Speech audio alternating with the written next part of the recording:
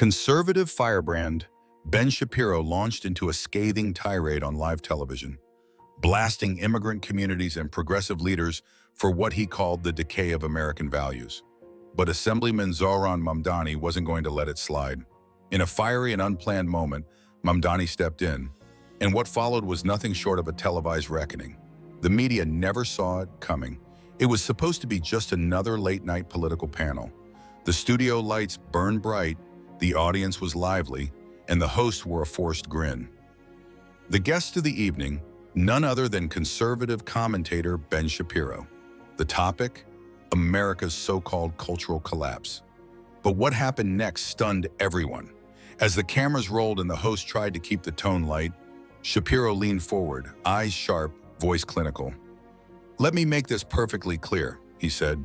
"The left has turned this country into a joke. We're run by people who think borders are optional and men can have babies. This is what happens when you hand the steering wheel to socialist radicals and immigrant activists." A few in the audience chuckled nervously, unsure if it was satire, but Shapiro doubled down. "People like Zohran Mamdani are not just misguided, they're dangerous. They want to flood this country with illegals, dismantle our police, and rewrite the Constitution to fit their woke fantasy. It's a disgrace." Backstage, Assemblyman Zohran Mamdani had just arrived for a later segment. Watching the monitor, his jaw clenched. The insults weren't just political. They were aimed at his community, his parents, the very people he represents. And in that moment, he made a decision. He would not stay silent. Not this time. The host looked startled as Shapiro continued his rant. "They should resign. All of them. Because if you've got a functioning brain, you know they're sinking this country." That's when Mamdani walked onto the stage. Uninvited, unannounced. The audience gasped. Cameras split the screen. On one side, Shapiro, flushed and fuming. On the other, Mamdani, calm, upright, eyes locked with purpose, like a man stepping into battle not with fists, but with truth. The host stammered, "Assemblyman Mamdani, we weren't expecting you this early." Zohran raised a hand gently. "No need to stop.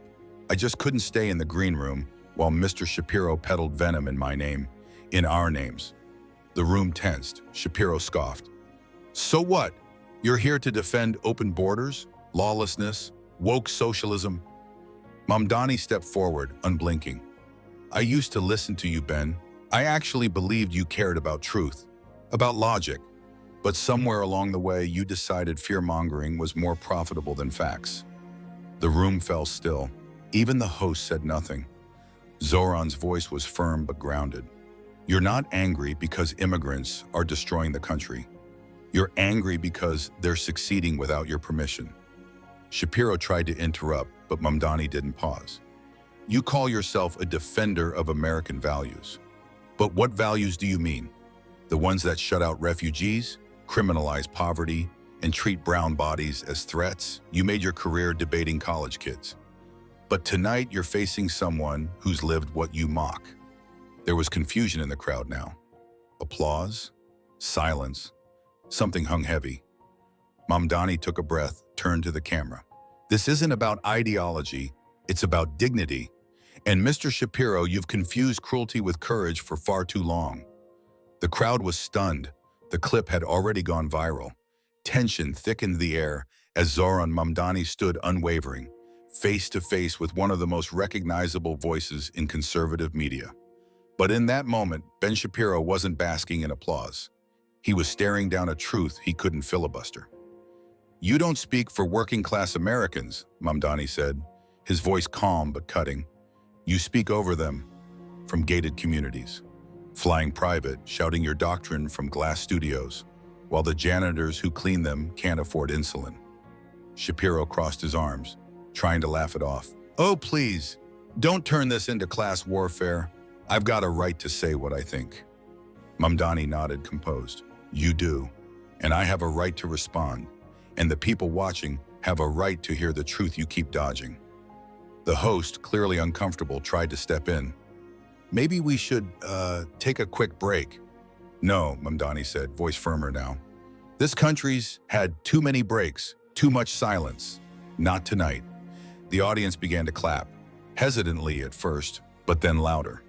Viewers at home leaned forward because Zohran Mamdani wasn't just an assemblyman anymore. He had become a voice they hadn't heard in years, but had been yearning for. Mamdani turned back to Shapiro, his tone softened, not out of pity, but from something deeper. "I used to listen to you, Ben," he said, "late at night after work.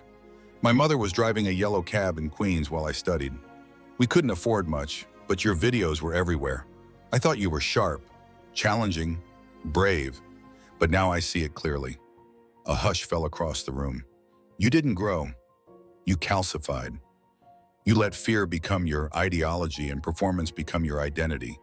You rail against empathy like it's weakness. You call immigrants invaders.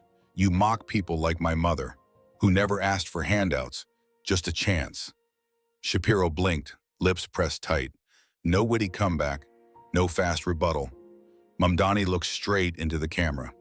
"Ben Shapiro lost me as a listener the day he called children crossing the border a threat. When he mocked asylum seekers as illegals and pretended that compassion was radical. You don't have to support open borders, but you don't get to call decency a disaster." Somewhere in Arizona, a young mother watching live began to cry, because for once someone stood up and didn't back down. Mamdani took a slow breath and stepped to the center of the stage. The camera followed. The crew didn't move. No one even breathed. "You know why you are really angry, Mr. Shapiro?" Mamdani asked, voice quieter now. "Because under Trump, people like me were invisible. Under Biden, we were finally acknowledged. And it terrifies you." He let the silence linger.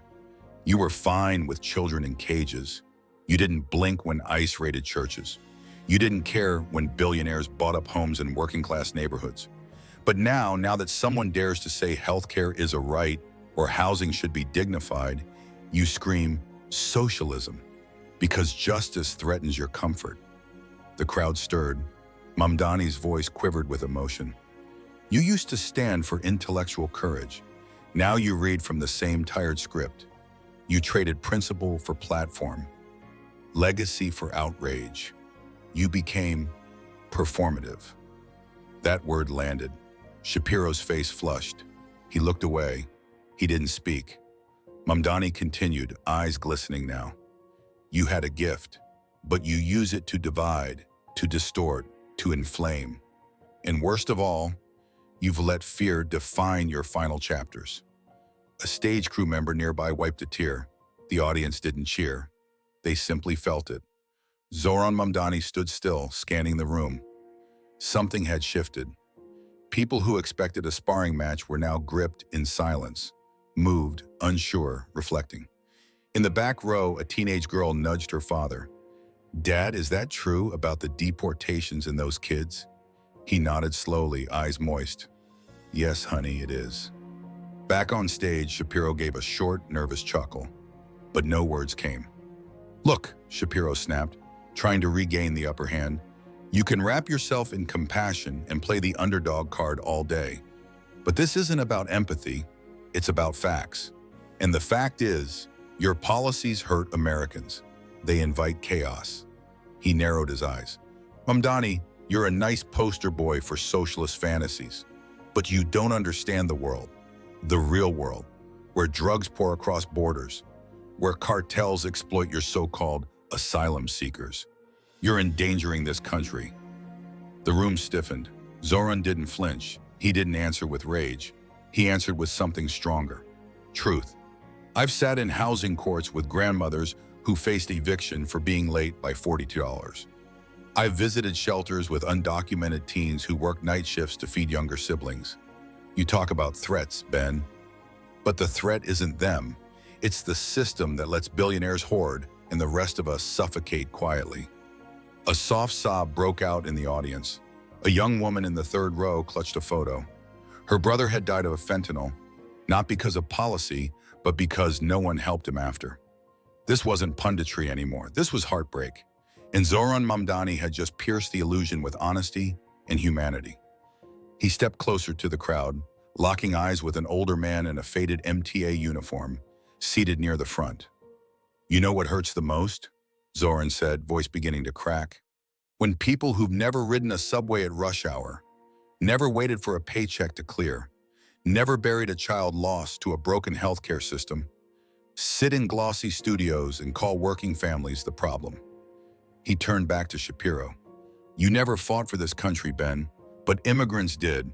Not with weapons, with labor, with loyalty, with silent strength. They mopped your hallways, they cooked your food, they raised your kids while chasing a piece of the dream you claimed to defend. A hush swept the room. The cameras captured everything. Zohran took a deep breath. My grandfather cried the night he watched his village disappear under colonial borders. But he told me something. Injustice sounds loudest when spoken by the comfortable. And that's what this was. Not a debate, a reckoning. Zohran's voice softened. For you, Ben, the undocumented worker is a talking point. For us, they're our neighbors, our cousins, our mothers. He paused. For a family in Jackson Heights, community centers are the only reason their kids are alive. For a woman in the Bronx, Medicaid is the difference between chemotherapy and death. The crowd began to clap. Not performative, not polite, but real. Truth had entered the room. Shapiro's jaw tightened. The smirk he'd worn earlier had vanished. Zohran turned to him once more, gentler this time. I wish it didn't have to be like this, he said. You had influence, you shaped minds. But the day you decided to mock the struggle of families simply asking to live, that's when your legacy cracked. He continued. Conservative voices used to tell American stories. Now too often they erase them. While communities were organizing mutual aid, you were hosting podcasts to tear them down. Shapiro stood still, arms crossed, but no longer speaking. Zohran wasn't finished. You've replaced curiosity with contempt. You've let bitterness script your final act. And that's what truly breaks my heart. A woman in the audience began to cry openly. A cameraman beside her whispered, He's right. I used to respect Ben. Now I don't even recognize him. Zohran looked into the lens again. Not defiant, but sincere. You can't heal a country by mocking the wounded. You can't build unity by blaming the broken. And across living rooms from Queens to Kentucky, people leaned in. Because something was happening. It wasn't politics. It was a shift in the soul. Even the host, usually light and breezy, sat frozen, clutching his script like it had become irrelevant. Because in that moment, it had. Shapiro no longer looked like the cultural warrior. He looked small, caught in a flood of truth he couldn't control. Zohran turned to him one last time. I don't hate you, Ben, he said, voice quiet. I pity you. He paused. Because somewhere along the way, you stopped analyzing and started attacking. You began to believe the lies whispered to you by donors who never stepped foot in a public clinic, never buried a son, never slept in their car. Shapiro didn't respond. Not because he couldn't, but because for the first time in years, he had lost the room. A camera zoomed in Shapiro's face. He blinked hard, lips tightening. The self-assured edge was gone, replaced by something unfamiliar. Hesitation. Zohran Mamdani scanned the room, his gaze landing on a young mother in the third row. She was holding a handmade sign that read, Housing is a human right. You see her, Zohran pointed. She's the real America. Not the studio lights, not the billionaires funding ad campaigns, but the people who rise every morning, care for their kids, and pray they don't have to choose between rent and groceries. Across the country, tissues came out because they weren't watching politics anymore. They were watching someone speak for them. In the control room, producers panicked. The segment had completely gone off script. Phones rang, sponsors asked questions, but the director, eyes fixed on the monitor, whispered, Don't cut. The world is watching. Back on stage, Mamdani continued, Mr. Shapiro, you said progressives should resign because we're ruining the country. But I've stood beside a mother in Queens who lost her child because her Medicaid paperwork was delayed. I've spoken with teens sleeping in shelters, terrified of ICE raids. I've marched with nurses who work 16-hour shifts and still can't afford the care they provide. The crowd was visibly moved. You call us radicals? Zohran asked, voice steady. No radical cries with a grieving mother when the system swallows her son. No extremist spends their nights delivering food to families the government forgot. You don't get to call people dangerous just because they care more than you're comfortable with. Shapiro shifted. He tried to smirk, but his lips quivered. Your podcasts used to challenge ideas, Zohran said. Now they divide us, and that's not just disappointing. It's dangerous. A military veteran in the second row stood. He didn't speak. He simply raised his hand in quiet salute. Not to Mamdani the politician, but to truth. The entire audience turned. This was no longer a clash of ideologies. It was a mirror, and Zohran Mamdani was holding it up to the nation. He turned again to Shapiro, his tone gentler now. Your legacy isn't gone, he said, but it's in danger, and not because of woke mobs, because of what you have chosen to become. Shapiro blinked rapidly. The mask of control cracked. You let yourself be weaponized, Zohran continued, used by those who fear change. You mocked sanctuary cities, but cheered when people with no safety nets were deported. You defended policies that tore families apart and called it strength. A murmur rippled through the crowd. It wasn't outrage, it was awakening. You fear the progressive movement, Mamdani said, because it doesn't center you. But real Americans, the ones whose pain you monetize and ignore, they love it. Because for the first time, someone is putting them first. At that very moment, the screen in Times Square, usually playing streaming ads and movie trailers, switched to the live feed. Thousands stopped in the rain to watch. Zohran turned to the camera, eyes sharp and tired. Media figures like Ben told America who to admire, who to trust, who to fear. But tonight, tonight the people choose their own heroes. And with that, Zohran Mamdani walked off the stage, not to applause, to something far greater. Respect. Within minutes, the internet erupted. Clips of the moment tore through every social platform. Trending hashtags flooded Twitter. Mamdani vs. Shapiro hashtag truth on air. We found our voice. Some media outlets tried to spin it. Assemblyman ambushes conservative icon. But the spin didn't land because the people had already seen it, and they felt something they hadn't in years: pride, belonging, hope. In a diner in Michigan, a former auto worker wiped tears into his napkin. In a Bronx basement church, a circle of mothers bowed their heads in prayer, not for politics, but for possibility. And in a quiet Washington office, Representative Alexandria Ocasio-Cortez watched the replay. That's my comrade, she whispered to an aide. Straight truth, no filter. And in conservative media headquarters, silence. Because for the first time, their outrage machine had met something it couldn't outshout. A voice rooted in humanity. Zohran Mamdani had pulled back the curtain, and America saw what was behind it. Not strength, not reason, but fear wrapped in rhetoric. And this time the people weren't buying it, and America saw what was behind it. Not truth, not intellect, but arrogance disguised as certainty. Backstage, Ben Shapiro sat slouched in a sleek leather chair, his sharp composure visibly shaken. A makeup assistant hesitantly offered him a bottle of water. He didn't take it. He just stared blankly at the monitor, replaying the segment, watching himself speak. Then Zohran Mamdani enter. Then the shift. Applause. Tears. Not for him, for Mamdani. You okay, Mr. Shapiro? The assistant asked quietly. Ben didn't answer. He muttered under his breath. That wasn't supposed to happen. Because something had pierced through the armor. Not a policy point, but the undeniable sound of a room siding with someone else. He hadn't just lost an argument. He might have lost the people. He unlocked his phone. Thousands of notifications. Angry messages. Disappointed followers. One video was climbing fast. A teenage boy in California asking his mom, why was that guy being so mean to the brown man who just wanted to help people? It stung, because that kid wasn't just a viewer.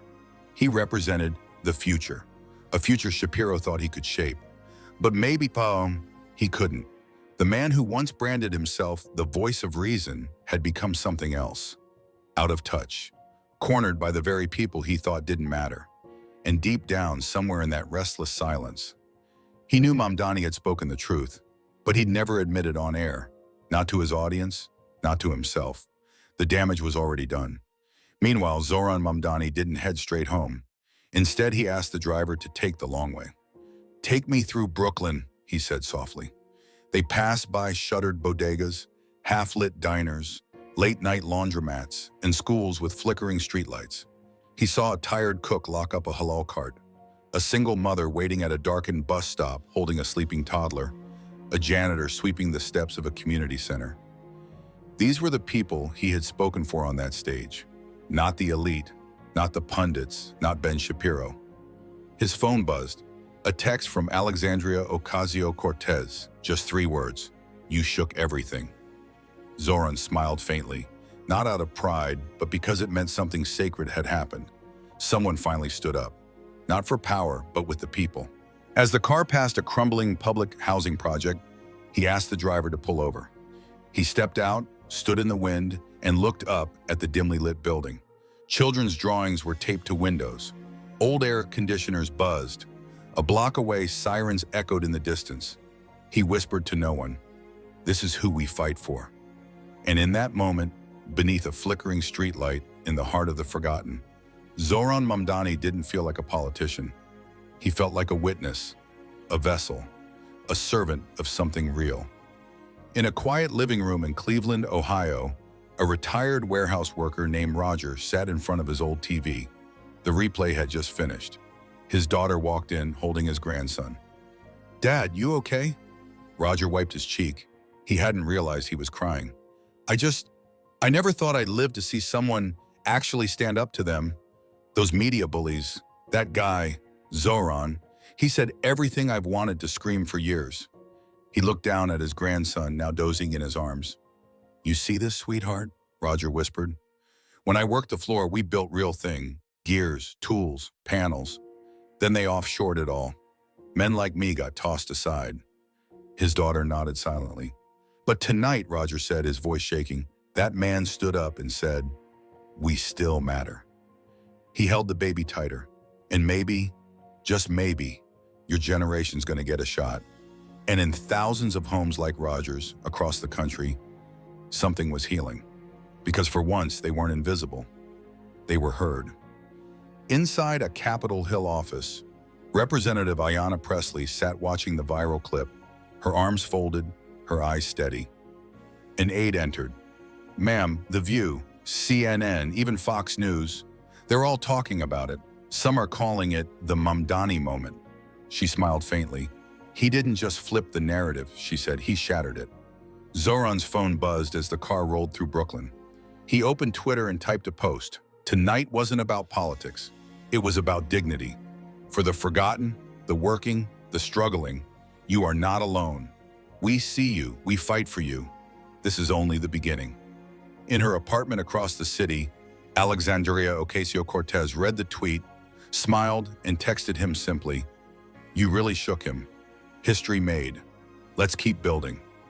Back at the Mamdani household, Zohran's mother scrolled through her phone, watching the now viral clips of her son standing up to Ben Shapiro.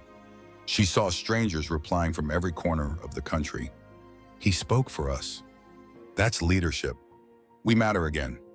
Even in the highest circles, the aftershocks were felt. That night in a penthouse on the Upper West Side, a private gathering of media executives, wealthy donors, and political strategists was suddenly clouded by unease. Phones glowed with notifications, every table buzzing with news of the live confrontation. "He called Shapiro out on national TV," murmured a producer, face pale. "And the crowd cheered," a screenwriter added, stunned. An aging journalist shook his head. "We used to champion the people. Now all we do is defend our own comfort. Maybe we lost our way." The room fell quiet. For the first time, self-doubt replaced certainty. In a corner, a young activist wiped her eyes. "I grew up in a place like Zohran described. We just wanted respect, not charity. I thought I had to change myself to fit in. Maybe I was wrong." The only sound left was the faint replay of Zohran's words. "The people choose their own heroes." A fracture had appeared, and the elite could feel it. In a modest living room in Detroit, a gold-framed photo of Private Jamal Washington, age 19, smiled out from the mantel. His mother, Mrs. Washington, sat at the table, hands shaking, eyes red. She just rewatched the Mamdani-Shapiro exchange for the third time. When Zohran spoke about remembering those who had been lost to policy and neglect, Mrs. Washington broke down, her hands over her face. It wasn't sadness, not anymore. For the first time since her son's funeral, someone remembered their sacrifice out loud. She picked up her phone and posted, "My boy died when the city closed his school, but nobody came. No call, no note, just silence. Tonight, Mamdani remembered us. Thank you." Her words caught fire. Her grief became a beacon, and Zohran's unscripted honesty made that fire burn bright. Back in the studio, hours after the broadcast, the host, David Lyle, sat alone in the dark, replaying the raw footage. This wasn't the show he planned. He'd expected banter, controversy, maybe a viral Shapiro soundbite. Instead, he'd witnessed something bigger, something real. Zohran Mamdani had turned a late-night comedy segment into a moment of national reckoning. David rubbed his temples. He wasn't a leftist, never had been, but even he couldn't deny what had just happened. The room hadn't turned against Ben Shapiro, it had turned toward the truth. His producer approached. "David, are we airing the rerun tomorrow?" David hesitated, then answered quietly, "Yes, every word, no cuts." That night, David Lyle did something he'd never done. He went live on Instagram, looking directly into the camera. "I may not agree with everything Assemblyman Mamdani said," he admitted, "but tonight I saw a man fight for people who are always talked over. And for the first time in my career, I didn't feel like a host. I felt like a citizen watching a country wake up. It wasn't politics anymore. It was something deeper. And I think millions felt it too." Ben Shapiro sat alone in his Manhattan apartment, the blinds drawn tight, a glass of water untouched beside him.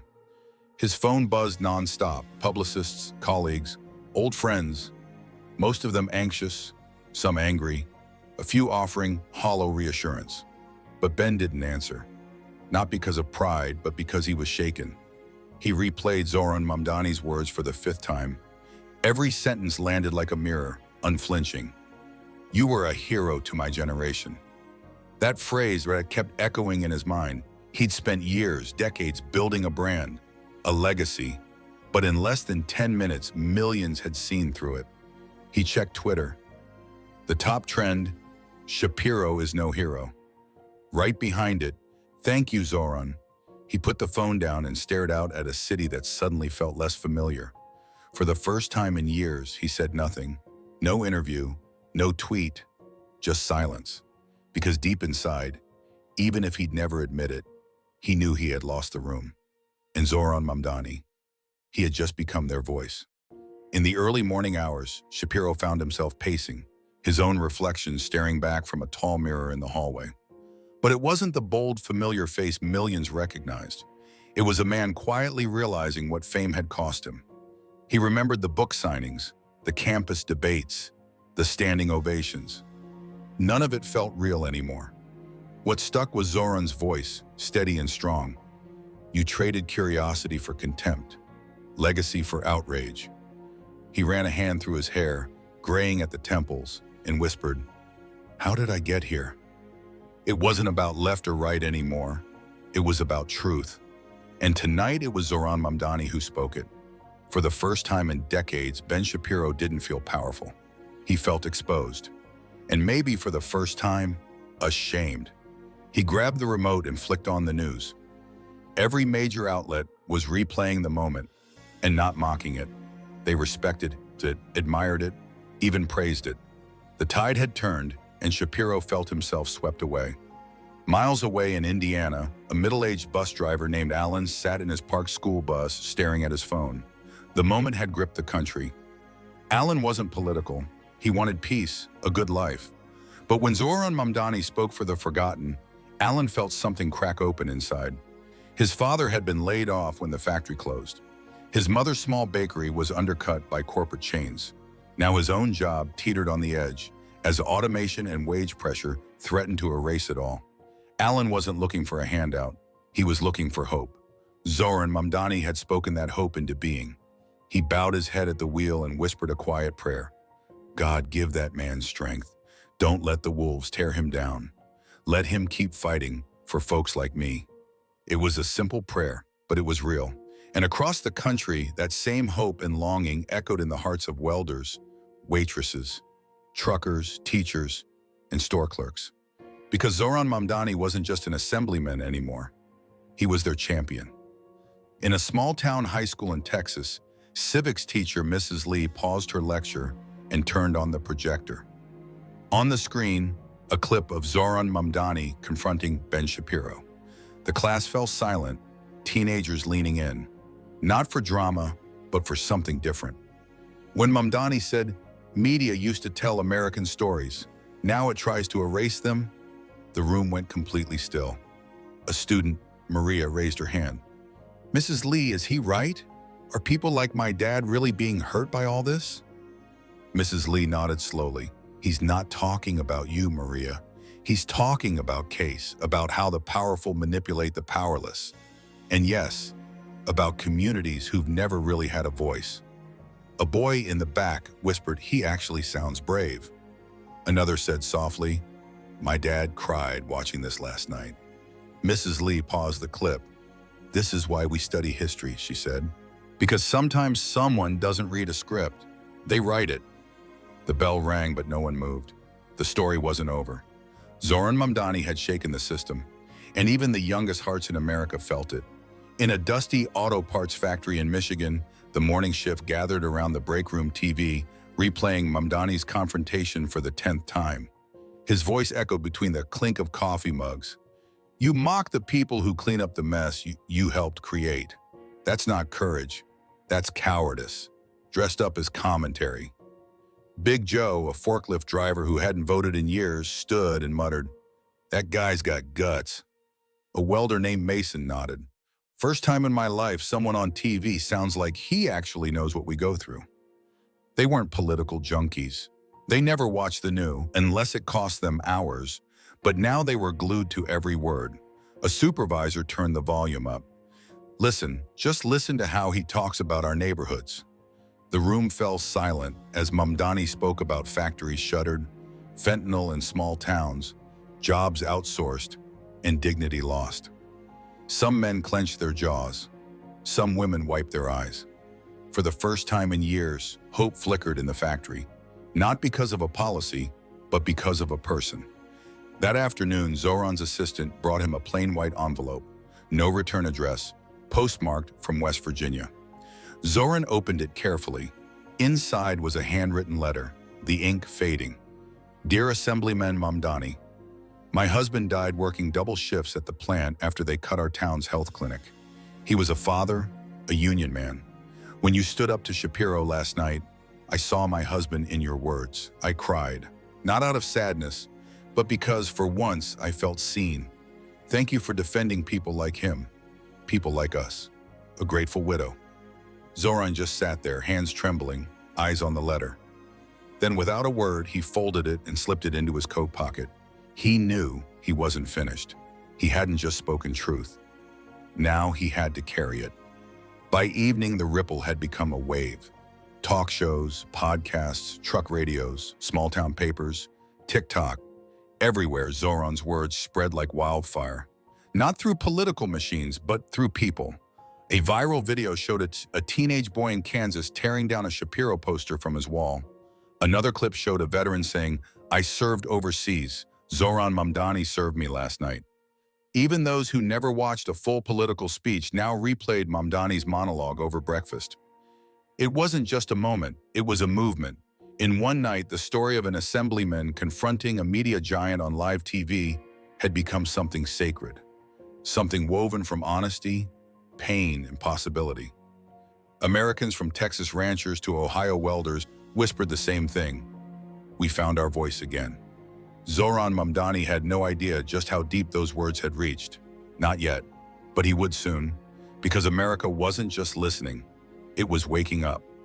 The next morning, Zohran entered a quiet radio studio for a scheduled interview.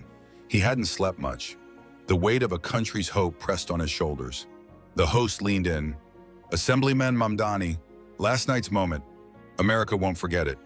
Do you have any last words for Ben Shapiro?" Zohran paused. "I've said all I need to say to Mr. Shapiro, but I do have something for everyone watching. We've been mocked, ignored, told we're naive for believing in something better. But we're not weak. We build, we serve, we sacrifice. And if you feel small or forgotten, know this: you matter. You are the heart of this country. The phone lines instantly lit up. A mother weeping, a farmer thanking him, a teacher saying, "You gave my students a reason to hope again." Across the nation, Zohran's name wasn't just trending, it was rising. Not as a politician, but as a champion. The following day, Shapiro reluctantly agreed to appear on a news show. But as the segment started, the anchor played a clip of Mamdani's words. Ben froze. The audience outside didn't clap as usual. They just stared. Some even held signs. "Mamdani speaks for me." Commentators don't own the truth. "Dignity now." Shapiro ripped off his microphone and left without a word. A young janitor passed him in the hallway, nodding. His shirt read, "Hope is for everyone." For the first time, Ben Shapiro knew he had lost the room. That evening, in a packed auditorium in Philadelphia, Zohran Mamdani took the stage for a community forum. But the event felt different. As he stepped up, the crowd, thousands strong, rose in a standing ovation. Some held up photos of lost loved ones, homes, hopes they thought forgotten. But not anymore.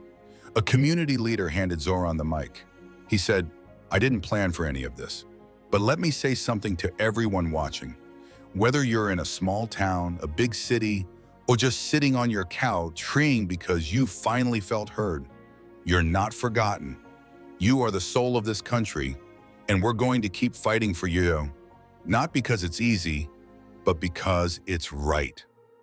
The crowd thundered, tears flowed freely, and the media this time had no choice but to cover it, because authentic hope was back. And now, dear reader, if this story touched your heart, made you reflect, or gave you hope, share it, leave a comment, tell us what moved you most. Subscribe to stay part of this movement. America is listening again. Don't just watch, be part of the voice. Storytime with Green, where real stories reach real hearts.